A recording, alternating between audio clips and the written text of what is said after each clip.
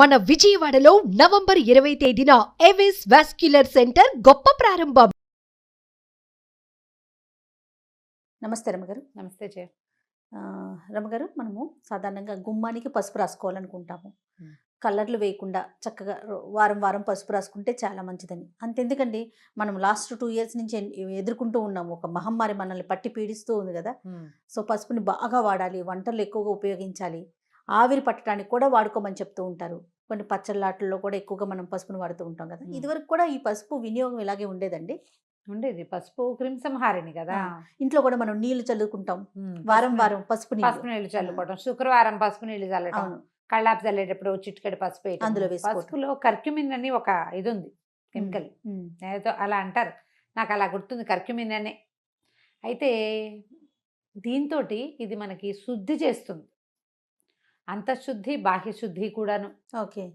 చాలా హెల్త్ పరమైన ఉపయోగాలు చాలా ఉన్నాయి.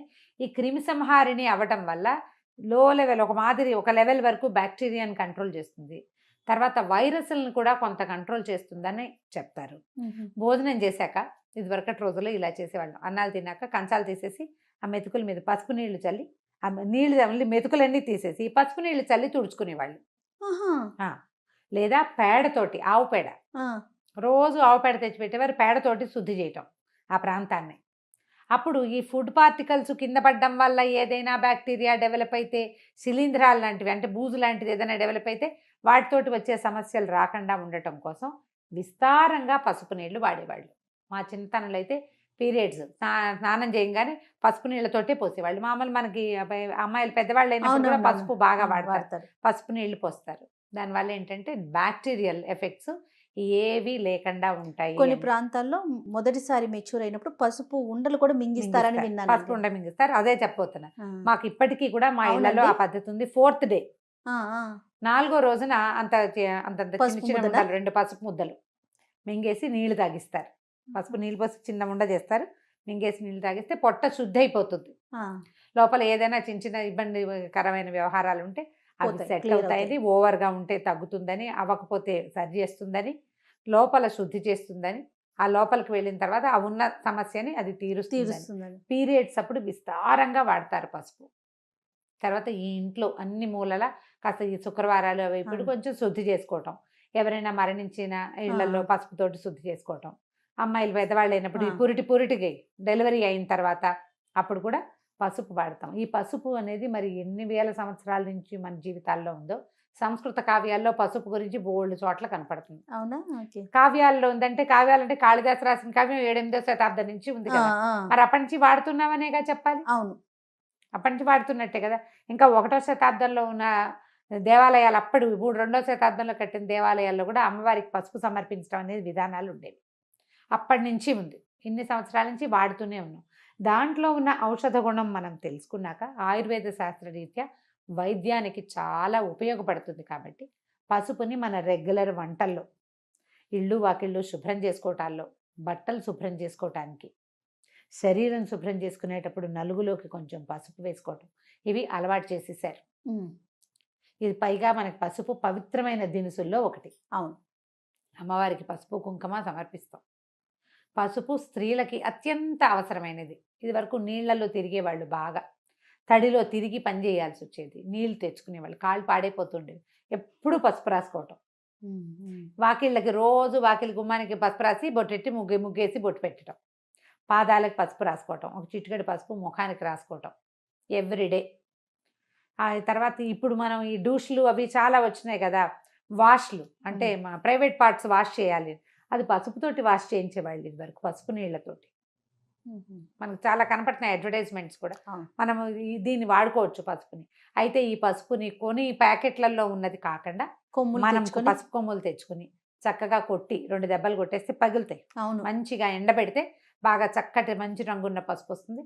అప్పుడు పసుపుని పట్టి చేసుకోవడం, మిక్సీ చేసుకోవచ్చు. మంచి మిక్సీ ప్రీతి లాంటివి కాస్త బాగా పనిచేస్తారు, వచ్చేస్తుంది. అవును, బాగా చక్కగా వస్త్రకాళితం చేయటమో, లేదా జల్లెడ పట్టడమో, 100వ నెంబర్ జల్లెడ తెచ్చుకున్నామంటే చక్కగా జల్లెడ పట్టేసేసి పసుపు వాడుకోవచ్చు.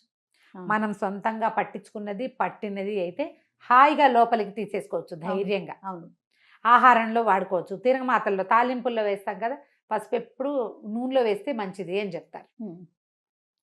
కూరల్లో పైన చల్లుతాం కదా, మ్మ్. కూరల్లో వేస్తాము, చారులో వేస్తాము, పులుసులో వేస్తాం, పులిహారల్లో వేసుకుంటాము.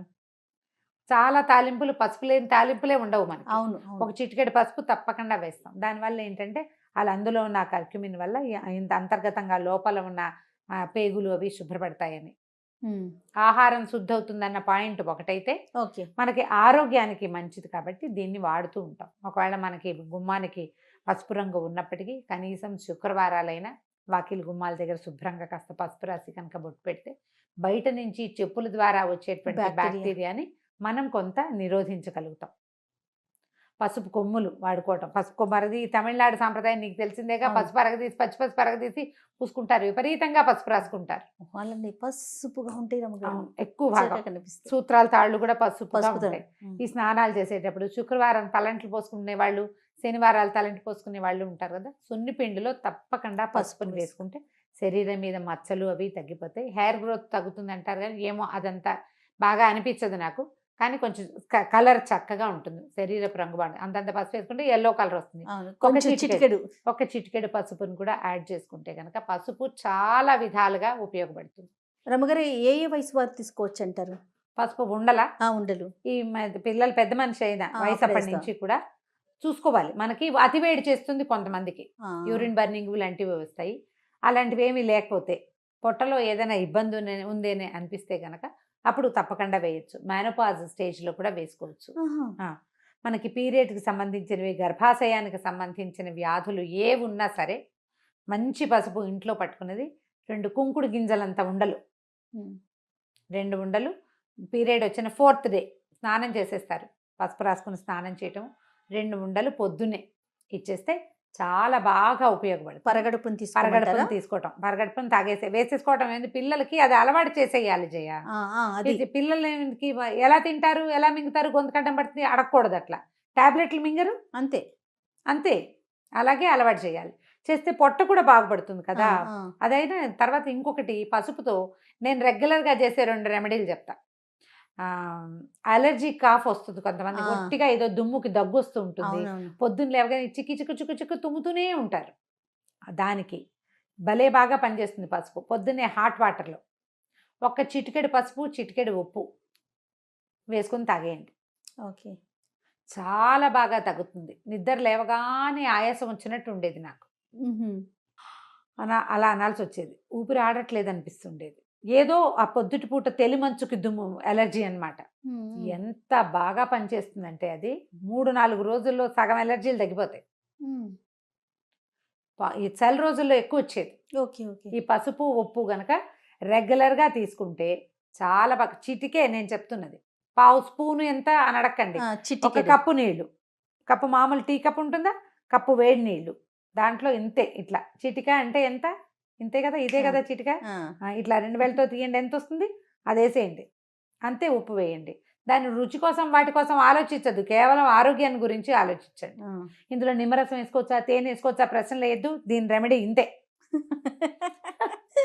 ఓకే, నిజంగా కాఫీ పొడితో చేతులతో ఇంకోండి అని చెప్తే టీ పొడి వాడచ్చా అని అడుగుతారు. అలా అడుగుతున్నారని ఈ మాట చెప్తున్నా. వేరే ఏ యాడిషన్స్ చెయ్యొద్దు. వేడి నీళ్ళల్లో ఇది వేసుకొని ఉప్పు పసుపు ఎంత బాగా పనిచేస్తుందో. అయితే మన దగ్గర మనం హల్దీ వాళ్ళ దూదు తాగే విధానం లేదు, మనం వాడం దాన్ని. అవునవును, నార్త్ ఇండియన్స్ బాగా వాడతారు. ఏమైనా దెబ్బలు తగిలితే పాలల్లో పసుపు వేసుకుని తీసుకోవటం. మనం అంత విరివిగా పసుపు తీసుకునే విధానం లేదు. ఈ అలర్జీస్ కూడా మనకి అలర్జీ ఉన్ననాళ్ళు వేసుకోవటం, తగ్గిపోతే మానేయాలి. ఈ పీరియడ్ సమస్యలు కూడా సమస్య ఉన్న వాళ్ళే వేసుకోవాలి. ప్రతి నెల మనకు అవసరం ఉన్నా లేకపోయినా వేసుకోకూడదు. అవసరం ఉంటేనే. సమస్య బాగా ఇబ్బంది పడుతుంటే మనం సాధారణంగా ఒక 5 days డిశ్చార్జ్ నార్మలు, చిన్న పొన్న క్లాటింగ్ నార్మలు, ఓ పూట కొంచెం కడుపులో నొప్పి రావటం నార్మలే.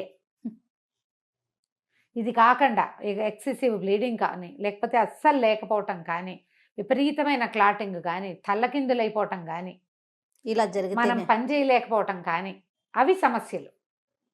వాటికి ఎట్లాగో మనం డాక్టర్ని చూస్తాం, గైనకాలజిస్ట్కి వెళ్తారు. ఇవి ఎప్పుడు ఉండేవే ఎందుకు అనుకుంటే ఇది ట్రై చేసి చూడండి. ఇలా కనుక చేస్తే సరిపోతుంది. పసుపుని ఇంకో రకంగా పుళ్ళు, దెబ్బలు తగిలితే చిన్న కట్స్, వూండ్స్, కత్తిగాట్లు, వాటన్నిటికి చాకులతోటి కోసుకుంటూ ఉంటాం.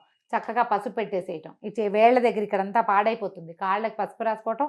అలాగే ఈ చేతి వేళ్ళ దగ్గర ఈ పార్ట్లో అప్పుడప్పుడు మనకి వర్షాకాలం వస్తుంటాయి, ఇక్కడ కూడా కొంచెం పసుపు కొబ్బరి నూనె రంగరించి రాత్రిపూట కనుక గోళ్ళ చుట్టూతా ఇలా పెట్టేసుకుంటే దుప్పట్లు కొంచెం తెల్ల దుప్పట్లు కాకుండా చూసుకోండి. కాసేపటికి ఎండుతుంది, కొద్దిగా డ్రైగా అవుతుంది, అలా ఉంచుకోండి. తొందరగా మానుబెట్టిపోతాయి. పాదాలకి పసుపు రాసుకోవటం ఒకటి మంచి హ్యాబిట్.